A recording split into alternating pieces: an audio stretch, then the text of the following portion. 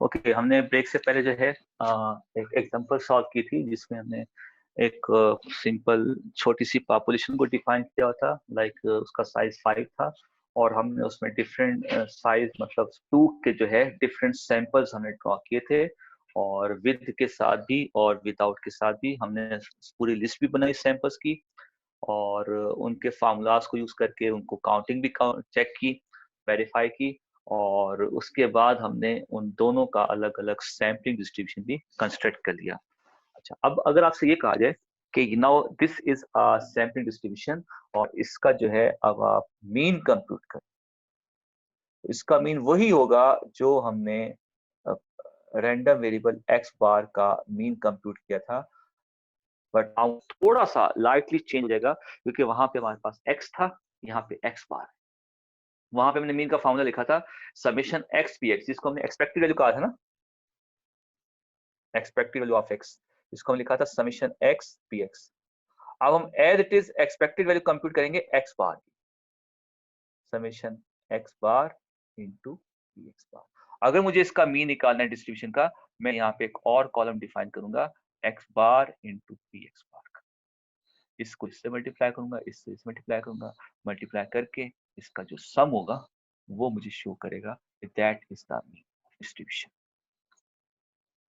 Same वैसे जैसे आपने स्टार्ट में रैंडम वेरिएबल एक्स का जो है मीन कंप्यूट किया था, वेरिएंस कंप्यूट किया, स्टैंडर्ड डेविएशन कंप्यूट, हमारा फर्स्ट लेक्चर और सेकंड लेक्चर जिसमें हमने अपने प्रोबेबिलिटी डिस्ट्रीब्यूशन का एक्सपेक्टेड वैल्यू कंप्यूट किया था, सेम एज इट इज उसमें। और इसमें डिफरेंस क्या होगा, वहां पर एक्स होता था, यहाँ पे एक्स बार, तो वो वाला फार्मूला थोड़ा सा आप लाइटली चेंज कर लेंगे, एक्स की जगह एक्स बार, एक्स की जगह एक्स बार, और as it is expected value of X का फार्मूला ये लिखा था हमने। अब हमारा expected value of X bar का जो फार्मूला होगा वो बन जाएगा summation X bar P X bar. बाकी सब कुछ वैसी है जैसे हम पहले कर चुके हैं। मतलब अगर आपको सैंपल डिस्ट्रीब्यूशन का मीन निकालना है तो एज इट इज उसी फार्मूले को यूज करके हम इसका मीन निकाल सकते हैं।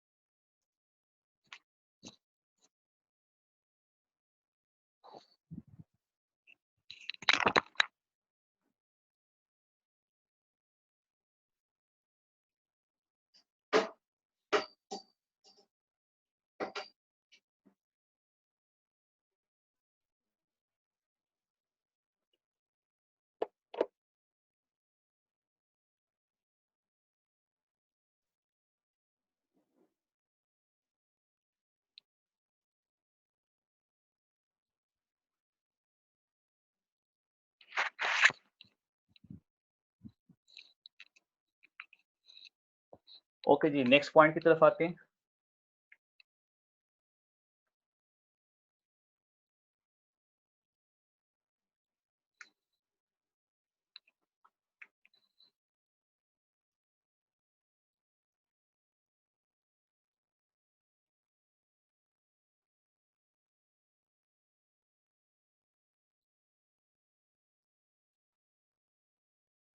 सैंपल डिस्ट्रीब्यूशन की प्रॉपर्टी, एक प्रॉपर्टी ये है mean of the population always equal to the mean of the sampling distribution. Sample distribution के मीन को हम म्यू एक्स बार लिखते हैं, पॉपुलेशन के मीन को हम मीन के साथ, ये सैंपल डिस्ट्रीब्यूशन का मीन होता है और ये पॉपुलेशन का मीन होता है।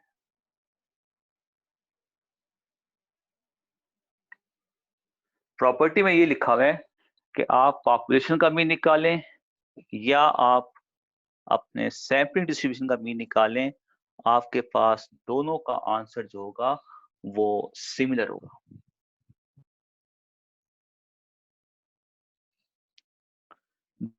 दोनों आंसर सिमिलर होगा। अभी हम इसको चेक करते हैं।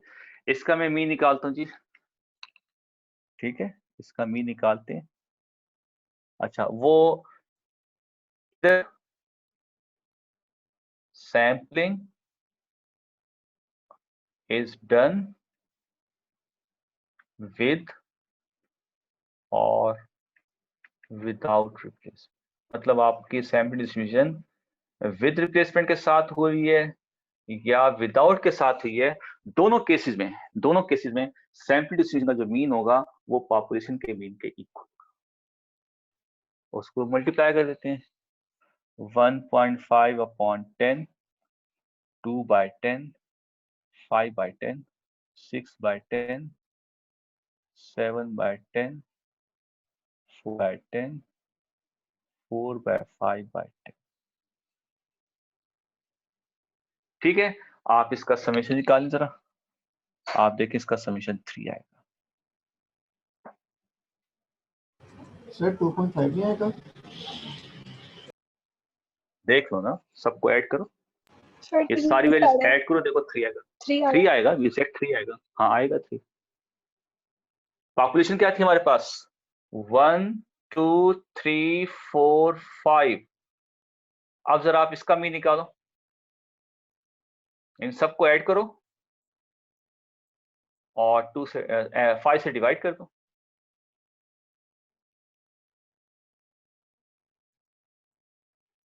देखो वो भी 3 आएगा। ये पॉपुलेशन थी हमारी, पॉपुलेशन का मीन निकालें 1 2 3 4 5 और डिवाइड बाय 5 करें, 15/5 दैट इज 3। पॉपुलेशन का मीन भी 3 आ रहा है, सैंपल डिस्ट्रीब्यूशन का मीन भी 3 आ रहे हैं। ये प्रॉपर्टी आपकी होल्ड हो गई।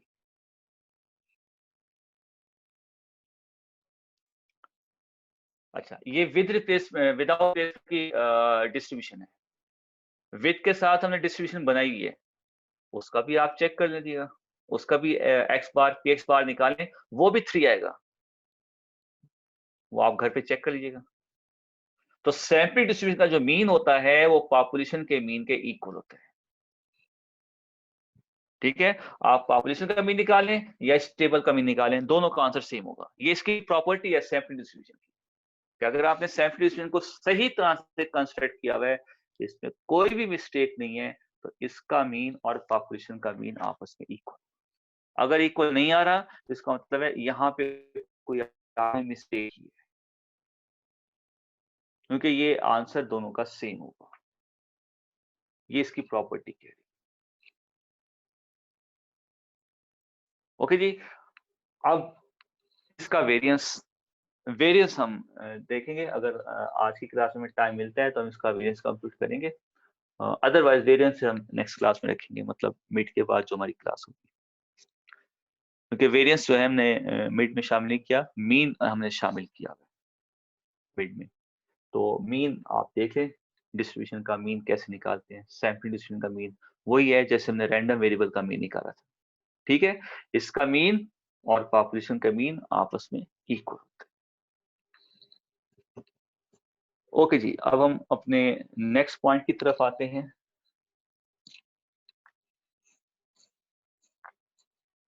वेरियंस अगर मैं देखता हूँ, अगर आज की क्लास में टाइम हो गया तो वेरियंस निकाल लेंगे इसका, अदरवाइज वेरियंस फिर हम नेक्स्ट क्लास में निकालेंगे। Central limit theorem, central limit theorem को हम CLT भी कहते हैं, CLT सेंट्रल लिमिट थ्योरम। मतलब थ्योरम का नाम देख के आप खौफजदा न हो जाएं कि थ्योरम हम प्रूव करेंगे। थ्योरम को हमने प्रूव नहीं करना, सिर्फ इसकी स्टेटमेंट को समझना है और उसके अबाउट हमने उसके क्वेश्चन सॉल्व करने। मतलब इसका प्रूफ हमारे सिलेबस में भी नहीं है जो हम इसका प्रूव करने बैठ जाए, सिर्फ हमने इसकी स्टेटमेंट को अंडरस्टैंड करना है। इसकी 2 स्टेटमेंट है और वो इतनी मुश्किल नहीं है, वो आसान सी है स्टेटमेंट। फर्स्ट स्टेटमेंट ये है, if population is defined as normal, then the sampling distribution in which samples of any size are drawn from population will also normal. Normal ये वही है जो हमने नॉर्मल डिस्ट्रीब्यूशन पढ़ा था। नॉर्मल का मतलब सिमेट्रिकल, सिमेट्रिक का मतलब जिसमें मीन मीडियन मॉड इक्वल होते हैं। अगर आपको ये बता दिया जाए कि आपकी जो पॉपुलेशन है वो नॉर्मल है, फिर उसके अंदर से जो हम सैंपल डिस्ट्रीब्यूशन कंस्ट्रक्ट कर रहे हैं जिसमें आपका सैंपल साइज किसी भी साइज का हो सकता है, उसके रिस्पेक्ट से सैंपल डिस्ट्रीब्यूशन होगी वो भी नॉर्मल होगी। अगर पॉपुलेशन नॉर्मल है तो सैंपल डिस्ट्रीब्यूशन भी नॉर्मल होगी, बेशक उसमें सैंपल का साइज किसी भी साइज का। ये स्टेटमेंट 1 है। स्टेटमेंट 2 देखिए,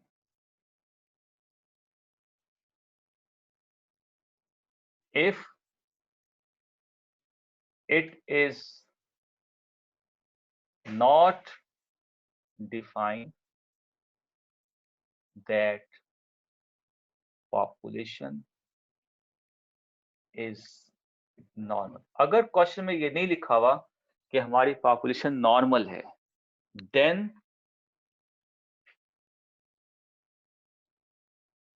we check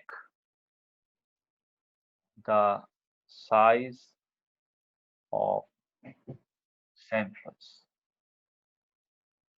drawn from population। देखो, अगर पॉपुलेशन नॉर्मल है तो सैंपल डिस्ट्रीब्यूशन भी नॉर्मल होगा। अगर पॉपुलेशन आपको डिफाइन नहीं किया कि वो नॉर्मल है या नॉर्मल नहीं है, लिखा हुआ नहीं है क्वेश्चन में, तो फिर हम अपने क्वेश्चन के अंदर सैंपल का साइज देखेंगे। सैंपल का साइज क्या है? If size of sample is large, large का मतलब होता है ग्रेटर देन इक्वल टू 30। अगर सैंपल का साइज 30 है या उससे अबव है, इसको हम लार्ज सैंपल साइज कहते हैं। And sampling distribution will be normal, and if sample size is small, अब small का मतलब क्या हो गया? n is less than 30, then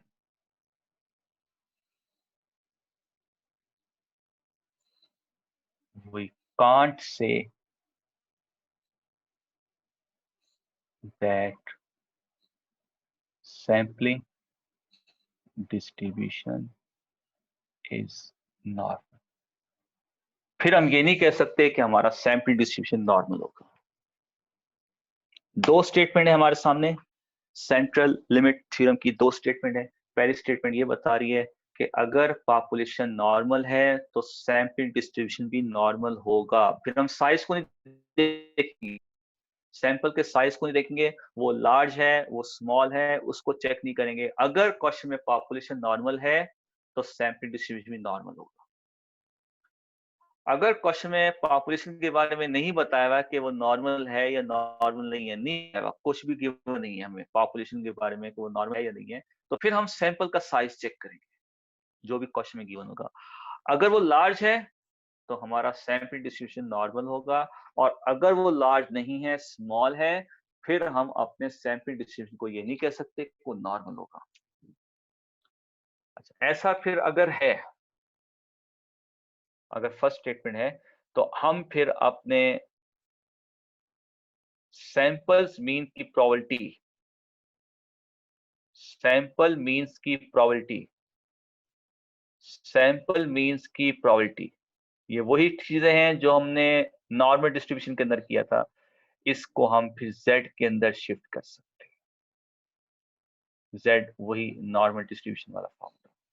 तो यहाँ पे हमारे पास z इक्वल्स टू होगा, x की जगह आ जाएगा x बार, म्यू ऐसे का वैसे होगा, और अपॉन आ जाएगा sigma upon n under root. ये क्यों आ रहा है, अभी फिलहाल इस फॉर्मूले को याद रखने, ये मैं बाद बताऊंगा कि ये क्यों आ गया। वहां पे तो हम सिग्मा लिखते थे, वहां पे हमने ये फॉर्मूला यूज किया था ना नॉर्मल डिस्ट्रीब्यूशन के अंदर। तो अब हमने इस फॉर्मूले को लिखा है सैंपलिंग डिस्ट्रीब्यूशन के अंदर। ये नॉर्मल डिस्ट्रीब्यूशन का फॉर्मूला था, इसको हमने सैंपलिंग डिस्ट्रीब्यूशन के अंदर लिखा। कैसे लिखा, x की जगह आ गया x बार, म्यू वैसे का वैसे आ गया। ये होता है स्टैंडर्ड डेविएशन। नॉर्मल डिस्ट्रीब्यूशन के अंदर ये स्टैंडर्ड डेविएशन होता है। सैंपलिंग डिस्ट्रीब्यूशन के अंदर जो हमारा स्टैंडर्ड डेविएशन होता है वो ये होता है। सैंपलिंग डिस्ट्रीब्यूशन के अंदर जो स्टैंडर्ड डेविएशन होता है वो इसके इक्वल होता है, तो इसकी जगह ये आ जाएगा। तो सेम फार्मूला है, सिर्फ एक लाइट सा डिफरेंस है, x की जगह x बार आ गया और इसकी जगह अपॉन n अंडर। वो जो मैंने आपको कहा ना कि वेरिएंस, अगर मुझे आज टाइम मिला तो मैं आपको वेरिएंस करवा दूंगा, अदरवाइज वेरिएंस को मैं नेक्स्ट क्लास में कराऊंगा। तो ये वही वेरिएंस के फार्मूले से हम इसको बनाते हैं। तो फिलहाल ये अभी ऐसे याद रखते हैं बस, ठीक है। तो ये है हमारा नॉर्मल डिस्ट्रीब्यूशन का फार्मूला, इसको हम इसमें शिफ्ट करेंगे। इस फार्मूले को हम ये फार्मूला डिफाइन करेंगे कब, जब हमारे पास पॉपुलेशन नॉर्मल होगी और हम सैंपल डिस्ट्रीब्यूशन को भी नॉर्मल कहेंगे। और नॉर्मल कहने का मतलब ये है कि हम ये वाला फार्मूला यूज करके, जेड टेबल यूज करके इनकी प्रॉपर्टीज कंप्यूट करें। बाकी सारा प्रोसीजर वही होगा जो हमने नॉर्मल डिस्ट्रीब्यूशन के अंदर किया है। एक्स बार को जेड में शिफ्ट करेंगे, म्यू क्वेश्चन में गिवन होगा, सिग्मा गिवन होगा, एन गिवन होगा, एक्स बार जिसकी प्रॉपर्टी निकालनी है वो गिवन होगा, एक्स बार को जी में शिफ्ट करेंगे, टेबल के अंदर से उसकी वैल्यू उठाएंगे, लेस देन है तो ऐसे लिखेंगे, मोर देन है तो माइनस करेंगे, बिटवीन 2 पॉइंट्स है तो बड़े एरिया में से छोटे एरिया को माइनस करेंगे। बाकी सारी कंडीशन वही है जो नॉर्मल डिस्ट्रीब्यूशन की थी, सिर्फ लाइट सा डिफरेंस ये है, एक्स की जगह एक्स बार आ जाएगा, सिग्मा की जगह सिग्मा अपॉन एन अंडर आ जाएगा। बाकी जैसे वो क्वेश्चन आपसे कहेगा इनकी प्रॉपर्टीज निकालनी है तो आप इनकी प्रॉपर्टीज वैसे ही निकालेंगे जैसे आपने नॉर्मल डिस्ट्रीब्यूशन के अंदर रैंडम वेरिएबल एक्स की प्रॉपर्टीज को कंप्यूट किया था। स्टेटमेंट 2 को देखें। ये तो हो गया ना कि अगर आपके पास पॉपुलेशन नॉर्मल है तो फिर हम एज इट इज जो भी हमारे पास क्वेश्चन गिवन होगा हम उसको जेड में शिफ्ट करेंगे, टेबल के अंदर से उसकी वैल्यू उठाएंगे और उसकी प्रॉपर्टी लिखेंगे। अगर पॉपुलेशन नॉर्मल नहीं है तो फिर हम सैंपल का साइज देखेंगे, अगर वो लार्ज है फिर तो ये काम करेंगे,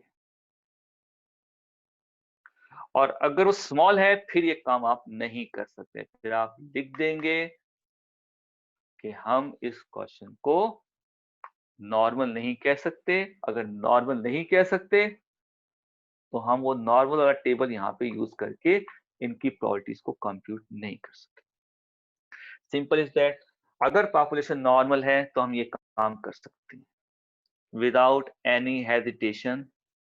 अगर पॉपुलेशन नॉर्मल है तो ये काम आप कर सकते हैं। अगर पॉपुलेशन नॉर्मल नहीं है तो सैंपल का साइज देखेंगे, अगर वो लार्ज है तो ये काम कर सकते हैं, अगर वो स्मॉल है तो ये काम नहीं कर सकते। मतलब हम इनकी प्रॉपर्टीज को इनके थ्रू कंप्यूट नहीं कर सकते।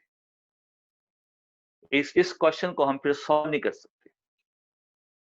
क्वेश्चन को सॉल्व करने के लिए लाजमी है आपके पास ये डिफाइन होना चाहिए, और अगर ये डिफाइन नहीं किया हुआ तो फिर सैंपल का साइज लार्ज होना चाहिए। उस केस में हम इनकी प्रॉपर्टीज कंप्यूट करके लिख सकते हैं। अदरवाइज वी कांट से कि हमारे पास सैंपल नॉर्मल होगा। अगर सैंपल नॉर्मल नहीं है तो फिर हम इस किस्म की हरकतें नहीं कर सकते।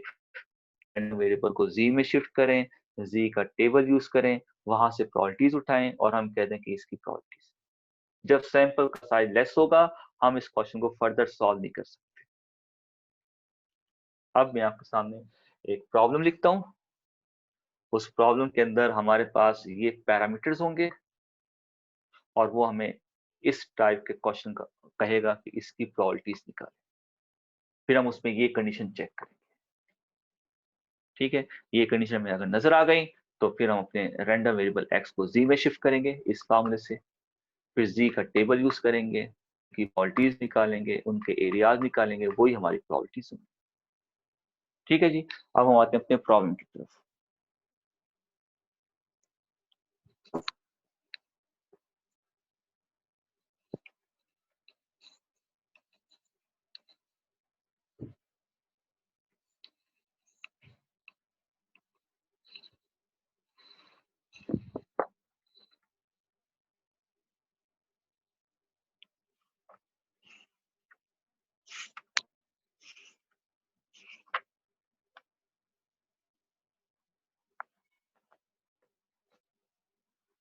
प्रॉब्लम है a type of 100 watt LED bulb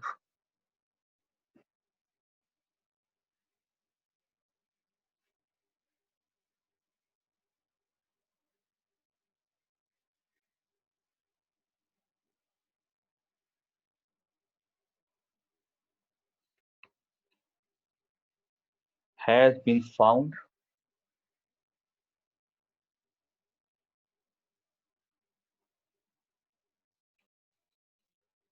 to have a mean life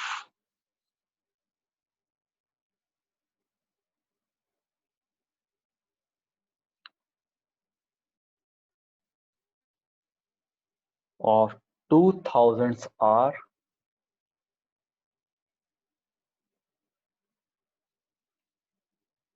and a standard deviation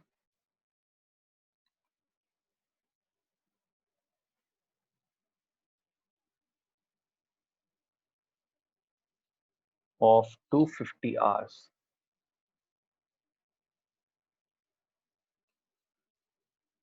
What is the probability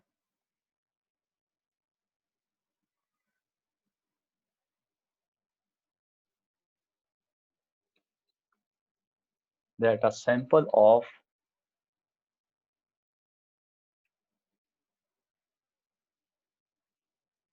81 bulbs will have an average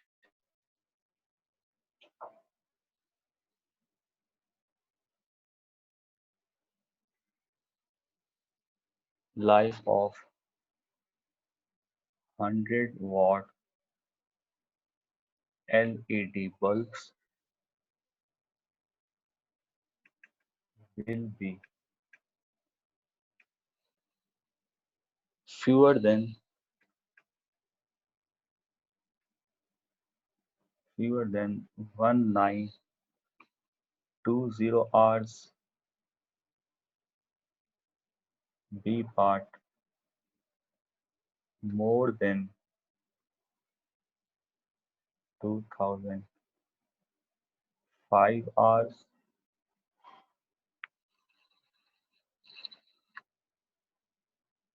two thousand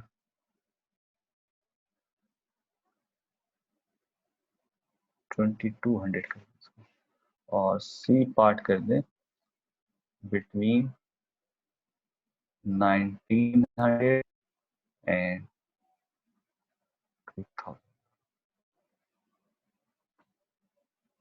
1900 and 21। Okay, ये हमारा क्वेश्चन है। अच्छा, अब फर्स्ट ऑफ ऑल तो ये देखेंगे इस question के अंदर कहीं पे भी ये नहीं लिखा हुआ कि ये सैंपल डिस्ट्रीब्यूशन है या ये प्रोबेबिलिटी डिस्ट्रीब्यूशन है या इसमें हमारा रैंडम वेरिएबल x जो है वो डिस्क्रीट है, वो कॉन्टिन्यूस है, मतलब वो x बार है। मतलब जहाँ चीज हमने पढ़ी है इस क्वेश्चन में बाइनोमियल नहीं लिखा हुआ, पॉइसन नहीं लिखा हुआ, नॉर्मल कुछ भी नहीं लिखा हुआ। सिंपल इसने क्वेश्चन दिया हुआ है और हमें कहा है कि इसके हमने प्रोबेबिलिटी कंप्यूट करनी है। अब एज इट इज जैसे क्वेश्चन हमारा पेपर में आ गया है तो हमने इस क्वेश्चन को कैसे जज करना है। फर्स्ट ऑफ ऑल हम देखेंगे पैरामीटर्स क्या क्या है इसमें। पैरामीटर्स वो वैल्यूज होती हैं जो क्वेश्चन में डिफाइन होती हैं। अच्छा, क्वेश्चन उसने क्या क्या डिफाइन किया है? मीन लाइफ कितने आवर्स, स्टैंडर्ड डेविएशन कितने आवर्स।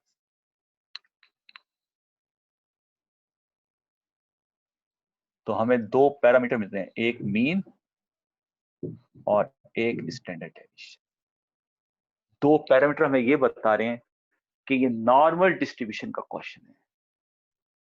अच्छा, अब मैंने सैंपल डिस्ट्रीब्यूशन के अंदर आपको बताया है कि हम नॉर्मल डिस्ट्रीब्यूशन भी यूज कर सकते हैं उस वक्त जब हमारे पास CLT central limit theorem apply हो रहा हो। अब CLT क्या है जी, वो देखते हैं।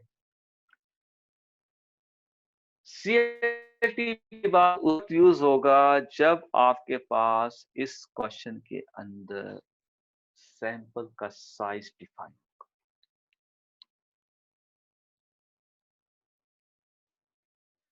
बस ये दो पैरामीटर है ना नॉर्मल डिस्ट्रीब्यूशन के।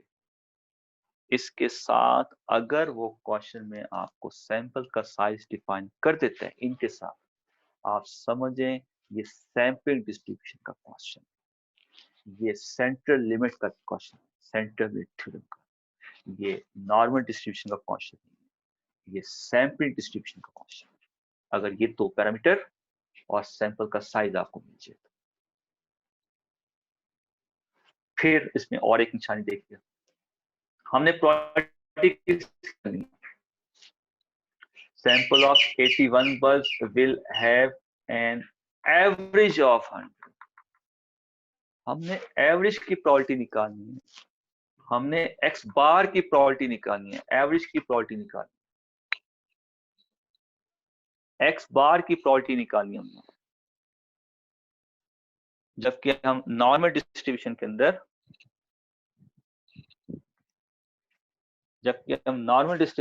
जो है x की प्रोबेबिलिटी निकालते थे। ये हमारा नॉर्मल डिस्ट्रीब्यूशन होता था, ये हमारा नॉर्मल डिस्ट्रीब्यूशन होता था।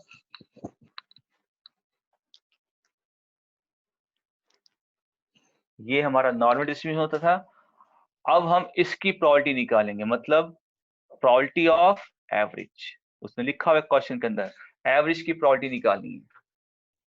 तो जब वो एवरेज की प्रोबेबिलिटी पूछेगा तो इट्स मीन आपने जो है सैंपलिंग डिस्ट्रीब्यूशन को यूज करके उसकी प्रोबेबिलिटी कंप्यूट करनी। सैंपलिंग डिस्ट्रीब्यूशन के सेंट्रल लिमिट थ्योरम को यूज करते हुए इसकी प्रोबेबिलिटीज कंप्यूट करनी। और अगर इस सैंपल का साइज नहीं होता इस क्वेश्चन के अंदर, तो अब आपने देखना है, ये दो क्वेश्चन अगर पेपर में आते हैं तो आपने देखना है नॉर्मल डिस्ट्रीब्यूशन हमने दोनों में यूज करना है, जेड टेबल दोनों में यूज करना है। इसमें करेंगे तो ये वाला फॉर्मूला यूज करेंगे, z is equal to x minus mu upon sigma। और जब इसके अंदर z टेबल यूज करेंगे तो इसके अंदर ये वाला टेबल यूज होगा। अब इसका फॉर्मूला यूज करने के लिए देखो हमें n नहीं चाहिए, इसमें n कहीं यूज हो रहा ना, और इसका फॉर्मूला यूज करने के लिए आपको n लाजमी चाहिए, देखो n दिया है। तो यहां से ये पता चल रहा है कि इस क्वेश्चन के अंदर आप ये फॉर्मूला यूज करेंगे, इस क्वेश्चन ये फॉर्मूला यूज नहीं करेंगे। फिर आपको बता रहा है प्रोबेबिलिटी ऑफ एवरेज कंप्यूट करना है। प्रोबेबिलिटी ऑफ एवरेज कंप्यूट करने के लिए हमारे पास सैंपल का साइज होना चाहिए, सैंपल का साइज दिया है। ये कंडीशन आपको बता रही है कि हम यहाँ पे जो क्वेश्चन फॉर्मूला यूज करेंगे वो सैंपल डिस्ट्रीब्यूशन का यूज करेंगे। तो इस क्वेश्चन को पहले हमने पढ़ा, इसके दो पैरामीटर हमें मिले, म्यू एंड सिग्मा। म्यू और सिग्मा नॉर्मल डिस्ट्रीब्यूशन के भी पैरामीटर होते हैं और सैंपल डिस्ट्रीब्यूशन के अंदर सेंट्रल लिमिट थ्योरम के भी पैरामीटर। तो अब हमें कैसे पता चलेगा कि ये नॉर्मल डिस्ट्रीब्यूशन का क्वेश्चन है या सैंपल डिस्ट्रीब्यूशन का क्वेश्चन है? फिर हम सैंपल का साइज देखेंगे, क्योंकि नॉर्मल डिस्ट्रीब्यूशन का क्वेश्चन को सॉल्व करने के लिए हमें n रिक्वायर्ड नहीं होता, ना ही हम उसको यूज करते हैं फार्मूले के अंदर। और सैंपल डिस्ट्रीब्यूशन के रिस्पेक्ट से जो हम प्रोबेबिलिटी कंप्यूट करेंगे उसके लिए हमें n रिक्वायर्ड होता है फार्मूले के अंदर। तो n हमारे पास क्वेश्चन में अगर गिवन है तो हम ये फार्मूला यूज करेंगे z में शिफ्ट करने के लिए, और अगर n गिवन नहीं है तो हम इस फॉर्मूले को यूज करेंगे अपने रैंडम वेरिएबल x को z में शिफ्ट करने के लिए। फिर दूसरी निशानी क्या है, यहाँ पे हमारा रैंडम वेरिएबल x होता है, यहाँ पे हमारा रैंडम x बार होता है। यहाँ पे हम x की प्रोबेबिलिटी कंप्यूट करते हैं, यहाँ पे हम x बार की प्रोबेबिलिटी कंप्यूट करते हैं। x बार का मतलब एवरेज होता है, हम एवरेज की प्रोबेबिलिटी कंप्यूट करते हैं। ये लिखा हुआ है एवरेज, प्रोबेबिलिटी कंप्यूट करनी है एवरेज की। तो जब एवरेज की प्रोबेबिलिटी कंप्यूट करनी है, सैंपल का साइज दिया हुआ है, तो हम इस फॉर्मूले को फॉलो करेंगे। बाकी सब वही कंडीशन है जो हम पहले कर चुके हैं। फ्यूअर देन का मतलब क्या होता है, इसको मैं स्टेटमेंटल फॉर्म में लिख देता हूँ। प्रोबेबिलिटी हमने कंप्यूट करनी है x बार फ्यूअर देन 1920। इसको क्या लिखेंगे, x बार मोर देन 2200। इसको क्या लिखेंगे, x बार बिटवीन 1900 एंड 2100। अब हमने इसकी प्रोबेबिलिटी निकालनी है, इसकी प्रोबेबिलिटी निकालनी है और इसकी प्रोबेबिलिटी निकालनी है। ठीक है, अब वन बाय वन हम क्या करेंगे, इस फॉर्मूले का यूज करेंगे। अब हमारे पास n क्या दिया हुआ है यहाँ पर, सैंपल का साइज 81। अच्छा, अब पहले तो हम ये देखेंगे कि CLT यहाँ पे अप्लाई हो रहा है। अच्छा, अब पूरे क्वेश्चन में आप देखें कहीं पर भी नहीं लिखा हुआ कि हमारी पॉपुलेशन नॉर्मल है, कहीं पर भी नहीं लिखा हुआ। जब नहीं लिखा हुआ फिर हम सैंपल का साइज देखेंगे। सैंपल का साइज लार्ज होना चाहिए, 30 से अबव होना चाहिए। इट इज, ये 30 से अबव है। सैंपल का साइज लार्ज है, 30 से अबव है। यहाँ पे हम CLT का टेक्निक यूज कर सकते हैं। CLT मींस हम अपने क्वेश्चन को इस फॉर्मूले से सॉल्व कर सकते हैं। और अगर सपोज यहाँ पे होता 25, यहाँ पे होता 20, यहाँ पे होता 10 और सेम ये स्टेटमेंट होती, फिर हम यहाँ पे क्वेश्चन में लिख देते this question can not be solved, खत्म कर देते उसको। This question has no solution, CLT can not be applied on this question, क्योंकि सैंपल का साइज स्मॉल है और क्वेश्चन में कहीं नहीं लिखा हुआ कि पॉपुलेशन नॉर्मल। अच्छा, अगर यहाँ कहीं लिखा होता पॉपुलेशन नॉर्मल है, फिर बेशक ये 10 होता, 20 होता, 80 होता, 100 होता, फिर तो आपने लाजमी ये काम करना है। पॉपुलेशन अगर नॉर्मल है तो फिर ये काम करेंगे, फिर सैंपल के साइज को नहीं देखेंगे। तो सैंपल का साइज उस वक्त देखना है जब आपको क्वेश्चन में गिवन ना हो कि आपकी पॉपुलेशन नॉर्मल है या नहीं है। अब इस क्वेश्चन में कहीं नहीं लिखा हुआ पॉपुलेशन नॉर्मल, तो हम सैंपल के साइज को देखेंगे। सैंपल का साइज हमारा लार्ज है, 30 से अबव है। इसका मतलब ये हुआ कि हम इन वैल्यूज को यूज करके, इस फॉर्मूला यूज करके हम अपने रैंडम वेरिएबल x बार को z में शिफ्ट करेंगे। वहां से z के टेबल के अंदर से इनका एरियाज उठाएंगे और उनको इनकी प्रोबेबिलिटीज के इक्वल लिख सकते हैं। अब हम वही काम करेंगे। ठीक है जी, ये हमारा क्वेश्चन हो गया। अब हम आते हैं इसके सोल्यूशन की तरफ।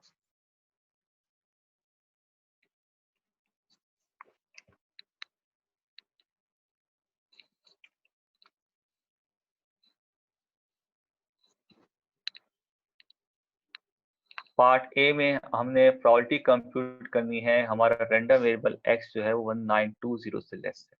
पहला क्या काम करेंगे, जैसे नॉर्मल डिस्ट्रीब्यूशन में किया था, हम इसको z में शिफ्ट करेंगे।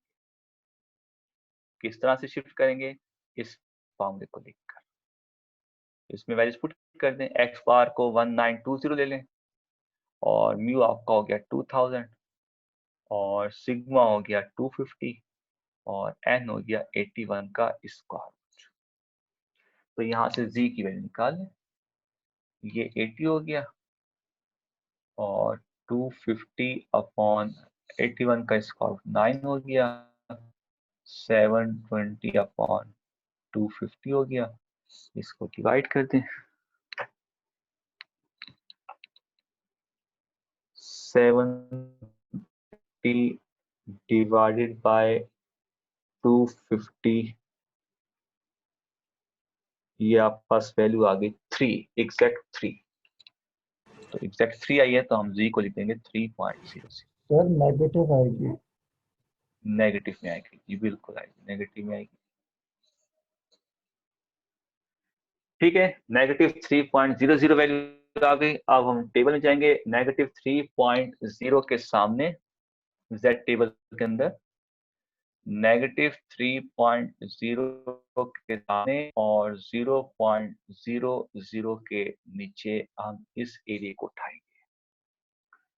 तो वो एरिया हमारा क्या बन रहा है उसको हम टेबल में देखते हैं।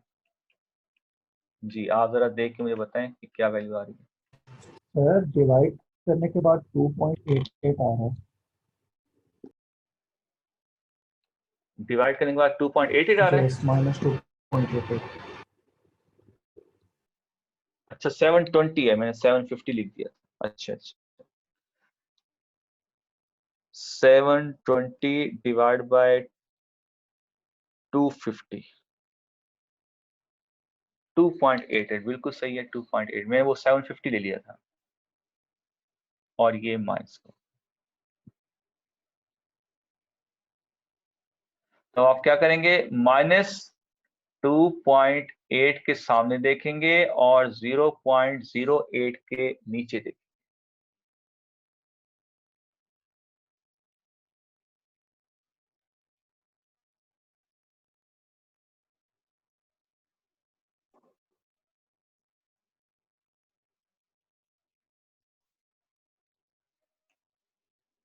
-2.8 के सामने और 8 के नीचे क्या एरिया आ रहा है?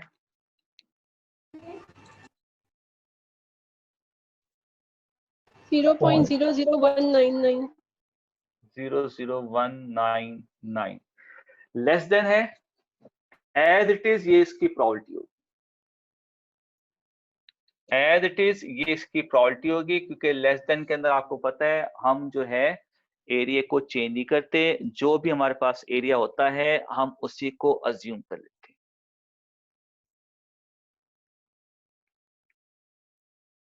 ठीक है जी, लेस देन के अंदर